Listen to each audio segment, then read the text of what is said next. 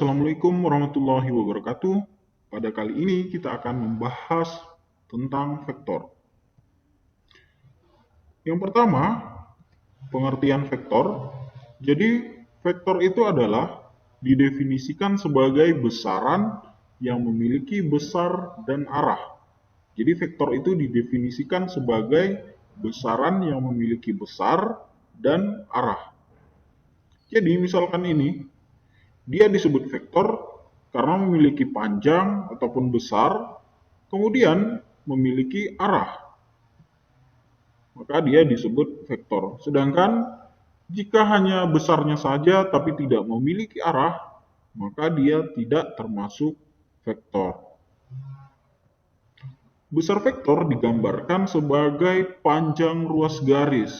Jadi besar vektor itu digambarkan sebagai panjang ruas garis. Misalnya vektor ini, berarti besar vektor itu adalah panjang dari titik pangkal ke titik ujung.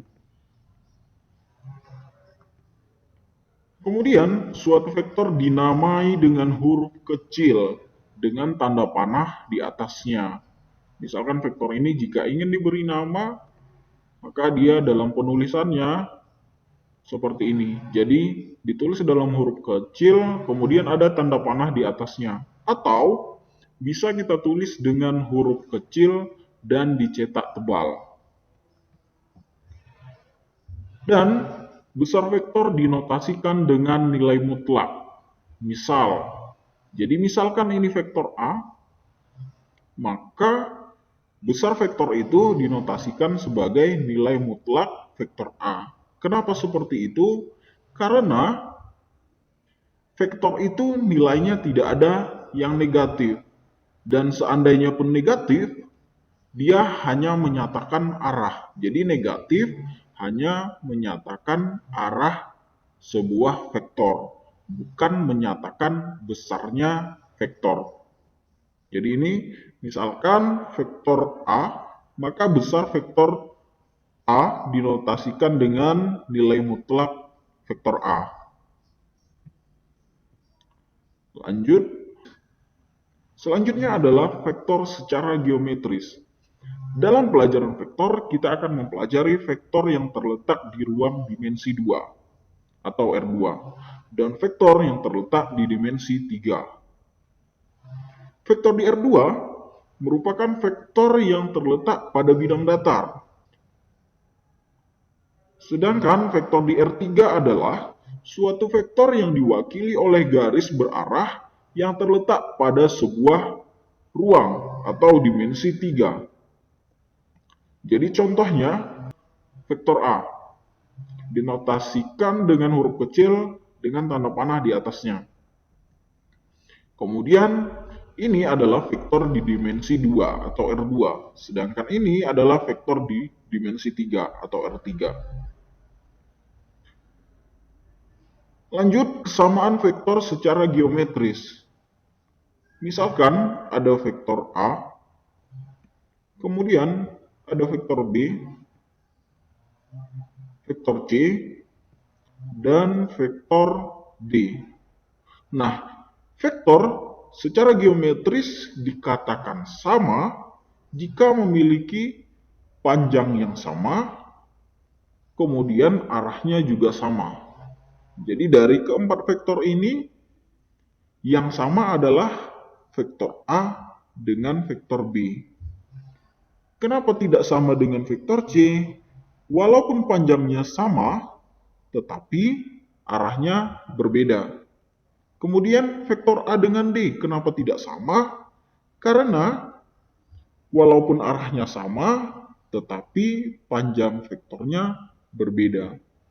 Maka vektor dikatakan sama jika mempunyai besar yang sama, kemudian jika mempunyai arah yang sama. Lanjut, penjumlahan dua buah vektor. Yang pertama itu ada aturan jajar genjang. Diketahui vektor A dan vektor B. Secara geometris, resultan hasil penjumlahan vektor A dan B yaitu adalah vektor C, di mana C itu adalah vektor A ditambah vektor B. Dapat digambarkan sebagai berikut. Jadi misalkan ini ada vektor A, kemudian ada vektor B. Gimana kalau vektor A dijumlahkan dengan vektor B? Maka yang pertama, terlebih dahulu geser kedua vektor sehingga titik pangkalnya berimpit atau bertemu dengan titik pangkal. Jadi kedua vektor ini titik pangkalnya berhimpit atau titik pangkalnya bertemu. Jadi seperti ini vektor A, kemudian ini vektor B, dan titik pangkalnya bertemu. Kemudian, dalam hal ini vektor A dan B tidak berubah besarnya, dan arahnya juga tidak berubah. Jadi vektor A dengan vektor B itu tidak berubah besarnya, panjangnya tidak berubah, juga arahnya tidak berubah. Selanjutnya, buat jajar genjang semu yang dibentuk oleh vektor A dan vektor B. Jadi ini untuk bayangan dari vektor A dan ini bayangan dari vektor B. Sehingga membentuk sebuah jajar genjang.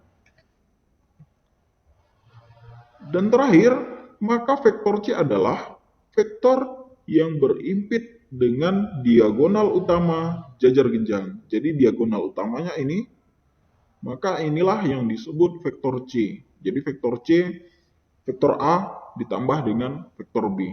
Ini kalau dengan menggunakan penjumlahan dua vektor dengan aturan jajar genjang. Yang kedua, itu aturan segitiga.